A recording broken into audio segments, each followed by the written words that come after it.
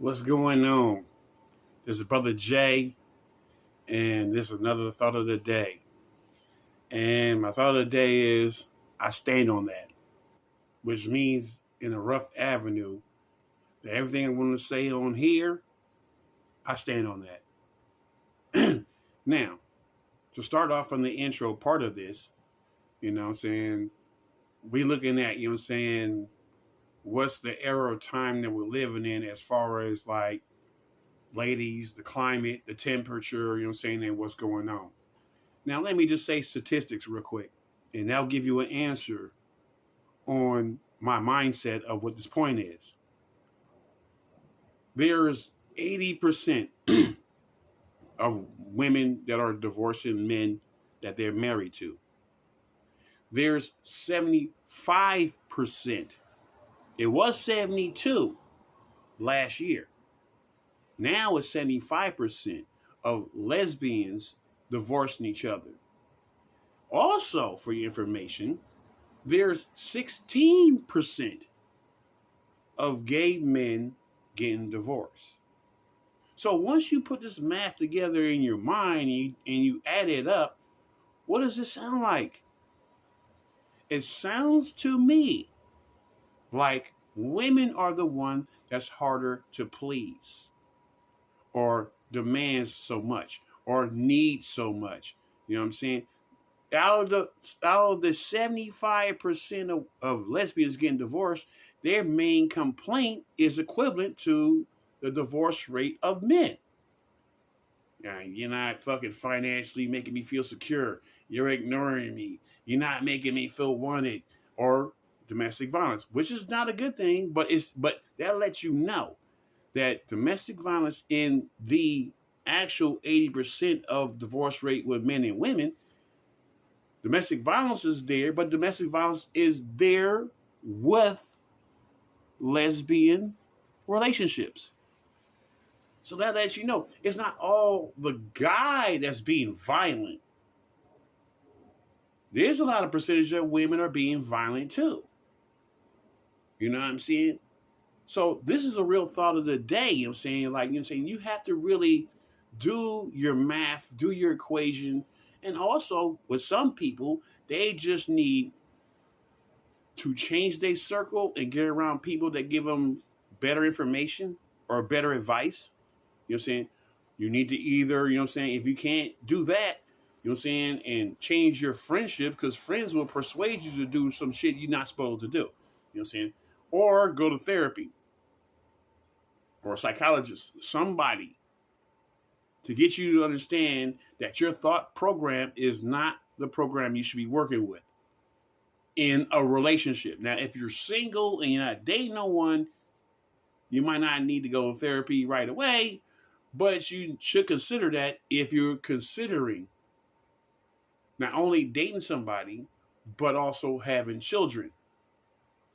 Last thing you want to do is step into a fucking relationship or have a child by a motherfucker, you know what I'm saying? But you got these psychotic issues and you got unrealistic views of the world. You going to take that shit out on that kid, man.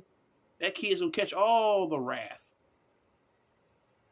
So, what I'm trying to get you to understand, is the avenue that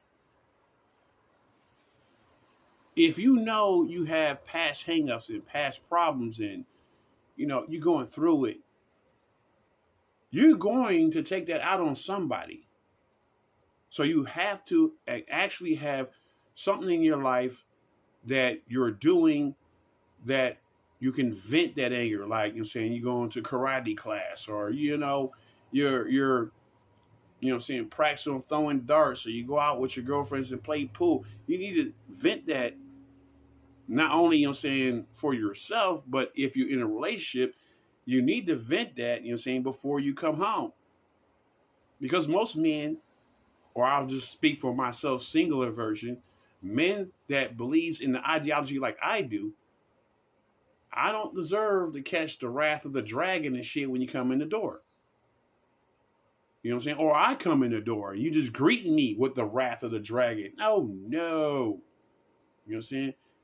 But that's how certain individuals believe that I behaved like this before. It worked on him, so it should work on you. No, no.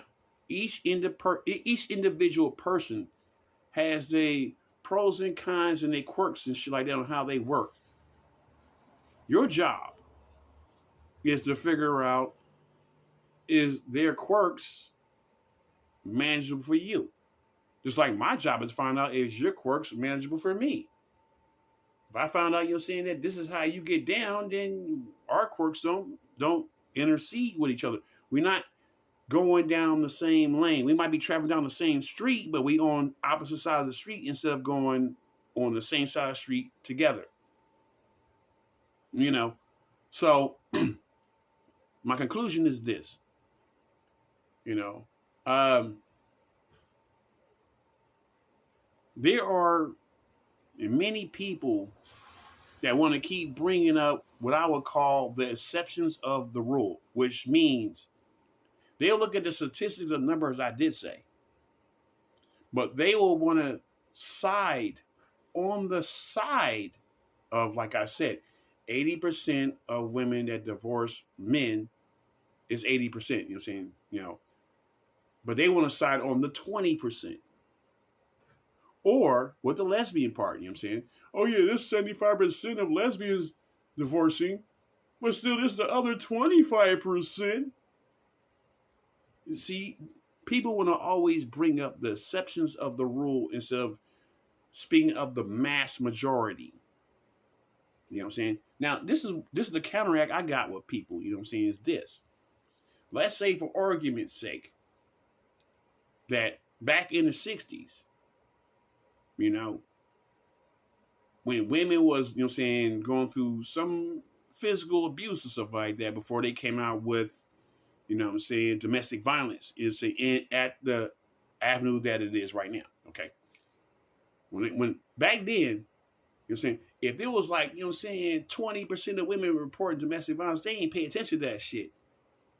When it got like the fucking like maybe 35 and 40%, they still didn't pay attention to that shit.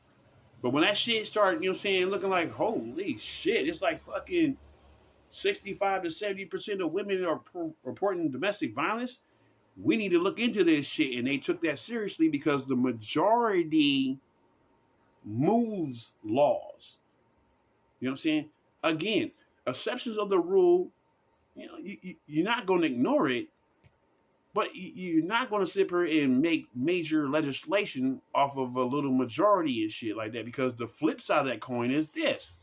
What if a fucking racist dude sit here and said, hey, that black Negro or that Mexican came in my restaurant and they spread COVID all over the place.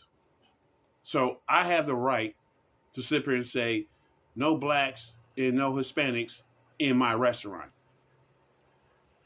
And it's only a tad bit of motherfuckers that's complaining like that. If they take these people seriously, we as minorities won't be able to go nowhere. Because they'll always will say some shit like that, like, oh, and they take up too much room. Wait, they cause noise pollution at the bus stop and in trains because they talk loud, they play their music. If we entertain all the minority complaints to bring that into law, we as minorities wouldn't be able to go nowhere. So that's why the majority rules. You know? So understand. And understand clearly. You know what I'm saying? Now, I'll say this one last time before I close this off. Is that, again, 80% of ladies are divorcing men. 75% of ladies are divorcing ladies. And 16% of gay men are divorcing each other. So to let you know that women are the primary factor of divorce. Because they get impatient. Because they feel I've been with you for 10 years and I don't feel fulfilled. I feel like I'm missing something. Because they listen to single hoes. And single hoes be like, girl, you know what you're missing. I'm out here in a single life and I was just on a yacht last week with this dude over here. She's not realizing that the girlfriend is lying to her. Because, yeah, a dude would take you on a yacht and dick you down, but he's not making you wife material. The main aspect of why you dating people is to become wifey, not to be just, okay, I had another body on me. The last thing you need is another body. And especially with majority of these motherfuckers that got kids and shit. You know what I'm saying? So you have to sit here and listen to reality. If you don't, you are going to suffer. Deuce.